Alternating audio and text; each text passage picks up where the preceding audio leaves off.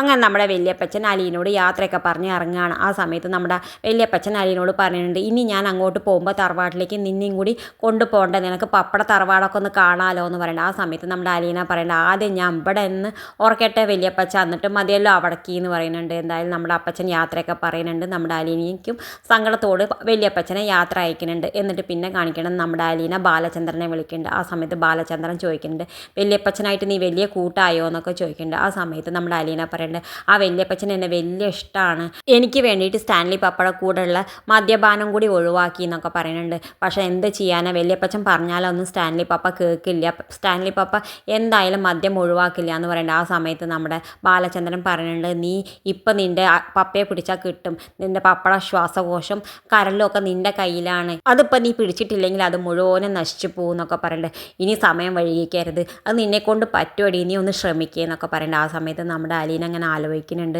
ശരിയല്ലേ എന്നൊക്കെ ആലോചിക്കുന്നുണ്ട്. എന്നിട്ട് പിന്നെ നമ്മുടെ ബാലചന്ദ്രൻ പറയുന്നുണ്ട്, നിൻ്റെ പപ്പയ്ക്ക് എന്തെങ്കിലും ഒന്ന് പറ്റിക്കഴിഞ്ഞാൽ പിന്നെ നിന്നെ അവിടെ നിന്ന് എല്ലാവരും കൂടി വന്ന് പുറത്തേക്ക് ആക്കും എന്നൊക്കെ പറയുന്നുണ്ട്. ആ സമയത്ത് നമ്മുടെ അലീനയ്ക്കാണെങ്കിൽ വല്ലാത്ത സങ്കടമാവുന്നുണ്ട്. എന്തായാലും ഞാൻ പപ്പയുടെ കൂടി മാറ്റിയെടുക്കും എന്നൊക്കെ വിചാരിച്ചിട്ട് ഇങ്ങനെ നിൽക്കുന്നുണ്ട്. എന്താ ചെയ്യേണ്ടതെന്ന് ഇങ്ങനെ ആലോചിച്ചിട്ട് നിൽക്കുന്നുണ്ട്. നമ്മുടെ സ്റ്റാൻലി ആണെങ്കിലോ അലീനെ കുറേ നേരമായിട്ട് അവിടെ ഒന്നും കാണാത്തതുകൊണ്ട് ഇങ്ങനെ തെരഞ്ഞു വരുന്നുണ്ട്. നമ്മുടെ അലീനയാണെങ്കിലോ ഒന്നാമത് വല്യപ്പച്ചൻ പോയതിലെ വിഷമം, രണ്ടാമത് ഇങ്ങനെ ബാലചന്ദ്രൻ പറഞ്ഞതിൻ്റെ വിഷമത്തിൽ ഇങ്ങനെ നിൽക്കുന്നുണ്ട്, ഇങ്ങനെ ആലോചിച്ചിട്ട് സങ്കടപ്പെട്ടിട്ട്. ഇത് കാണിച്ചും കൊണ്ടാണ് ഇന്നത്തെ പ്രൊമോ അവസാനിക്കുന്നത്. ഇതുപോലുള്ള പ്രൊമോ വിശേഷങ്ങൾ നിങ്ങളുടെ മുന്നിൽ എളുപ്പത്തിലെത്താൻ ഈ ചാനൽ ഒന്ന് സബ്സ്ക്രൈബ് ചെയ്യാൻ മറക്കരുതേ.